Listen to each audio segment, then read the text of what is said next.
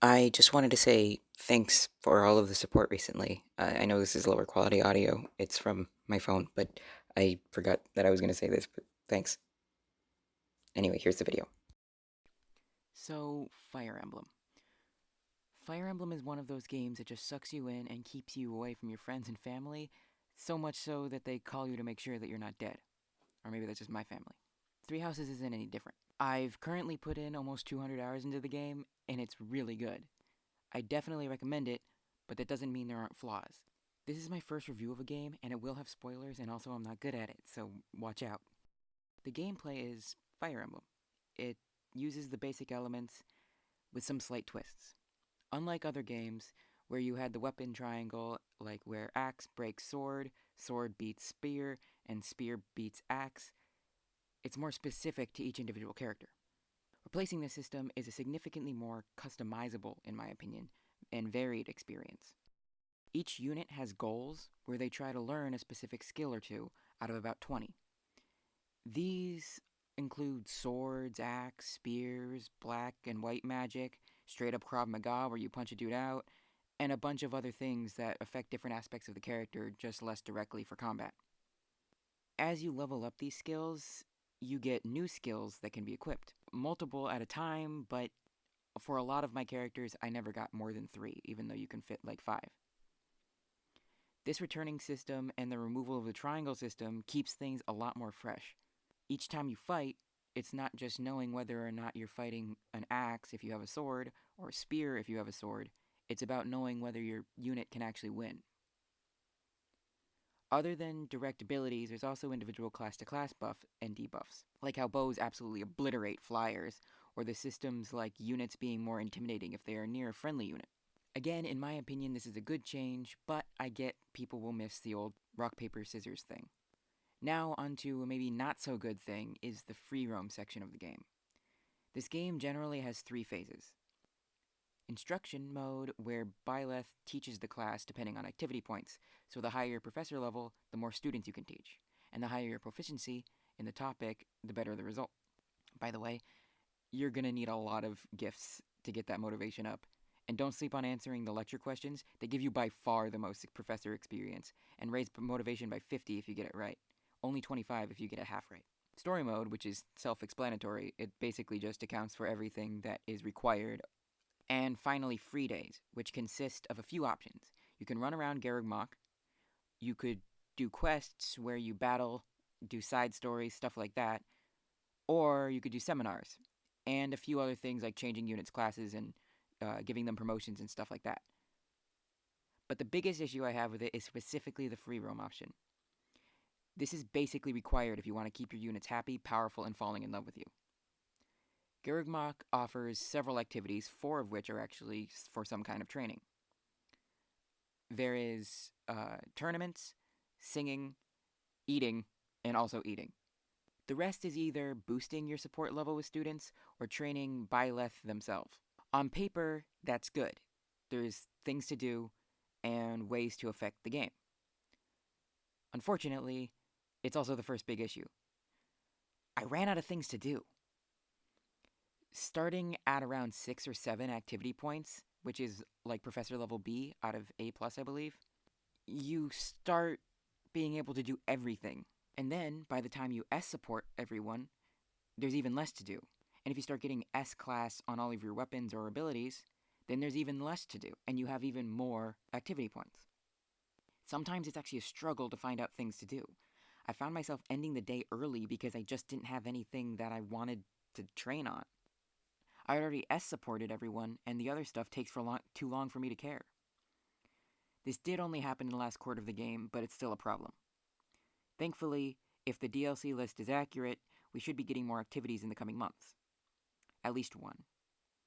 The problem only got worse because I battled instead of free roamed because it got so annoying, which made my unit stronger and have higher supports, which took further use out of the monastery. It's cool to be able to run around, but it just doesn't match up with the rest of the pacing of the game. On to the next issue, which is related. Free roam is incredibly unbalanced. It felt like I spent 60 hours of the game just growing flowers so I could give them to my units so they'd have enough motivation to learn anything, during the instruction phase. The entire gift system is a mess. I spent so much time running around picking up trash and giving it to my units that they lost, so that they'd love me and let me teach them. It felt like a totally different game that wasn't at all Fire Emblem or a dating simulator or a life simulator. While there is multiple ways to gain support with a unit, like tea parties and other ways to get motivation, like winning battles and seminars, I just feel like the gift system is a bloated minigame that makes the connection growing between units feel more artificial. This even translates into the animations. Units who are adjunct together hardly interact. It's not a combo, it's just a little clip of them generally near each other. This installation of the game feels a lot less like one cohesive game experience, like, say, Awakening did, and more of just a random set of mini games and then a battle game.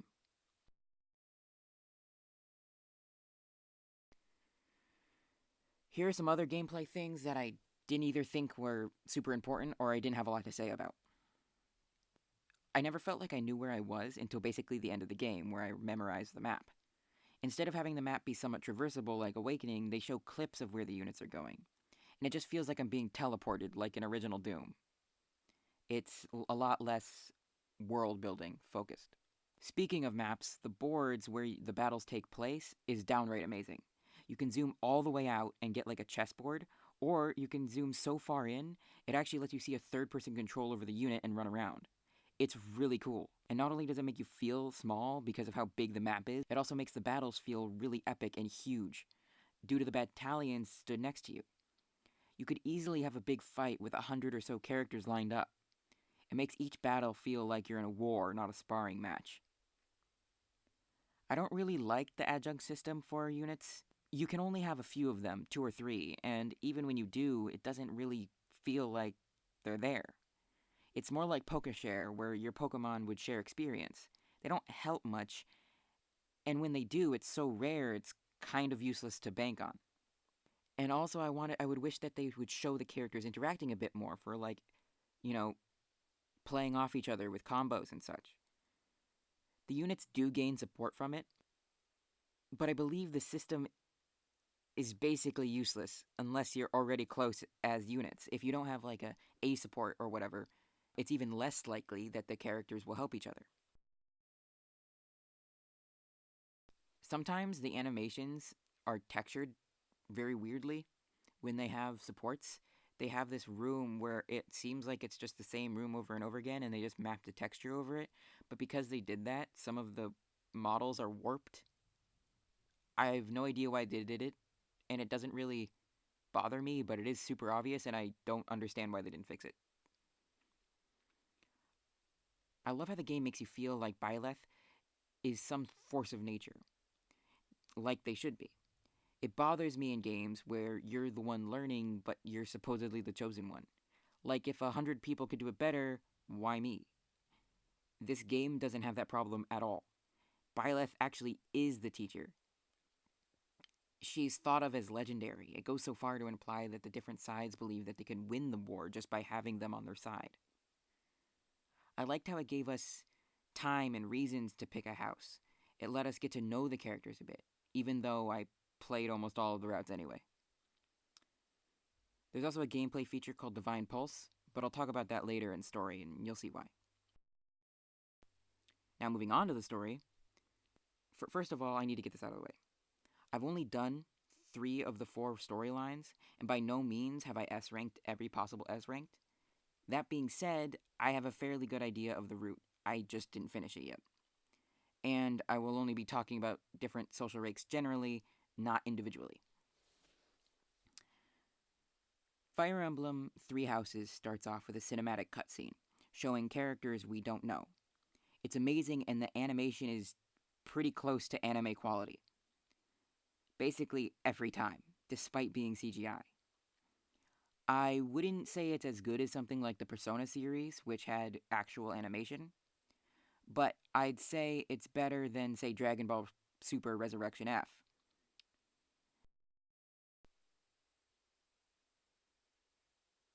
The entire game has around an hour and a half of them across the routes, if I'm not mistaken, but honestly, it doesn't feel like it. It took me around 70 hours to complete, and there's only a handful of fully animated moments. They did do a fairly good job of picking out the most important scenes, but I feel like they needed to be a bit better ratio of game cutscenes and normal cutscenes. But that's not really a bad thing. I enjoyed the visual depictions of the story so much, I wanted more, which is a good sign.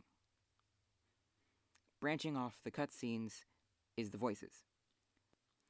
The entire game is fully voice acted, and it's rather good. This might just be me appreciating it. The main character's father has the same voice actor for the dub of Jiraiya from Naruto.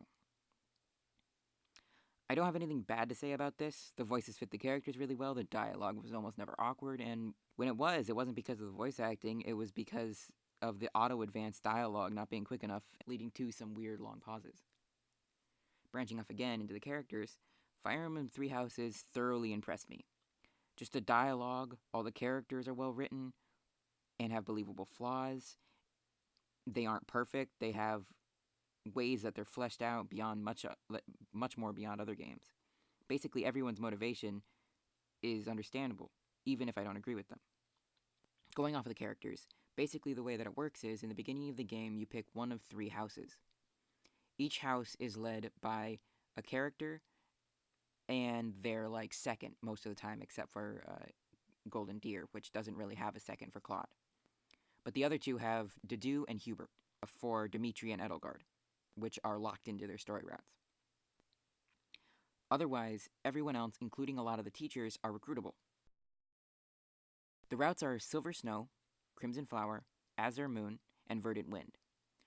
Each follows a different storyline, but they also follow the general structure of fighting the Empire or fighting for the Empire. Unfortunately, they aren't all equal in actual storytelling ability. Don't get me wrong, they're all great. I like them a lot, but some of the routes just have better written villains, or some routes have better pacing. I get it's kind of like having to write 4 Fire Emblem games, but I do wish the pacing of some routes was a bit better, especially Silver Snow. It feels like a bit of an afterthought compared to Crimson Flower, even though Crimson Flower is the secret one. I think it's all a good story, and I can't tell you which is the best, as it's subjective, but some routes definitely are better, in my opinion, compared to others. I am also a bit upset there isn't an Everybody Lives route for those who beat the entire game, or just in general. For instance, there should have been something like a route like Sorrel Valleys, where you team up with your old mercenary band and recruit people to it, fighting powers that be. Something like that, just for fun.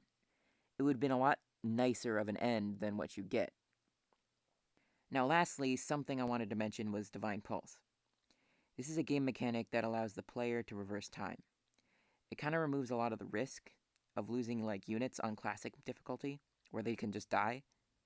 And you get so many of them by the end of the game, you could repeat the battle like a dozen times, but that's not the weird thing about it. They didn't need a story explanation for it. They could have just said, Byleth, being a master tactician, is able to think 10 steps ahead, and just said that that's why, like, the going back in time is just them thinking ahead and deciding that that's not the right option. But instead, they make it so it's tied to the story, which I don't actually mind if it was good. Like, it separates the story from the gameplay even more.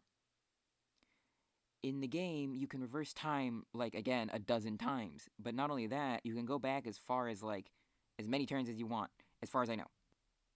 But in the story, Byleth can go back, like, 15 seconds, and once at a time.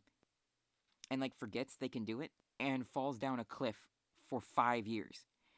They forgot they could turn back time the entire way down the cliff. It just makes more problems than it fixes by explaining it as an ability of the story and not just something that you can do as a player. Other than that, here's some random things that I liked or didn't like about the story. I didn't so much like that female Byleth is like a godly warrior, but she's modeled like a squishy supermodel. Why isn't she like ripped and 6 feet tall? I liked how the routes all kept information from you, so there's reason to play them all. Like, which paints a better picture if you do. It never impacts the story, and you just don't know the secrets that you're not being told, so it doesn't make you feel like you're being left out either. It just is a nice little touch. This feels mean to say, but the S support ending you get that explains how you end up with everyone after the war, has art attached to it, but it looks off. It looks like fan art. I don't understand why they changed the art style to do this. It's just out of place. I also wish that some of the character pairings got more detail of what they did after, but they just get like a paragraph sometimes, which is kind of annoying, especially if you spend the entire game trying to get them to get together. I did like, however, how the game didn't really consider LGBT options as different. It didn't change much, only the pronouns, and that's a good thing. It straight up doesn't shy away from two female characters basically proposing to each other in their A support. There's clear romantic feelings between the characters, and that's good. That being said, they only picked a few characters to let you do this with, mostly women. And even then, sometimes this falls into gal pal territory. I don't know why they did that. They should have just had it so everyone was made available regardless of the situation, but they did. Anyway, it is a definite advancement from last time. There's a lot to love about this game, but it's not everything. It makes the romance seem less natural, and the rest of the game feel a little bit like a minigame. Because of the returning split routes leading to different villains, depending on the options you choose, you might get a less fulfilling experience. And finally, despite being basically built around the time travel ability, you just can't save everyone. Not that I'm demanding a happy ending, I just wish they tied up the routes with a fifth one for those who play all the other routes. On the good side of things, it shows that it actually outweighs the bad. The visuals, the stories, the voices, the characters, the options, the gameplay, the villains, sometimes, and everything else I mentioned before is amazing. Almost all of it is great, some of it's just good. I put 200 hours into it, and I haven't stopped yet. It made me laugh, it made me cry for the same voice actor again. It was fun. I recommend this game with 4 out of 5 stars. I can't say I didn't enjoy it. I put 200 hours into it. One more thing before I end the video. I wanted to say my praise of my girlfriend for a bit. She's great and I love her. She's cooler than me, and this is the first video I'm showing her. And she doesn't know I'm going to say hey, so hi. This is embarrassing. Anyway, now the video's over. Well, except for the end card, but it's mostly over. I hit the mic.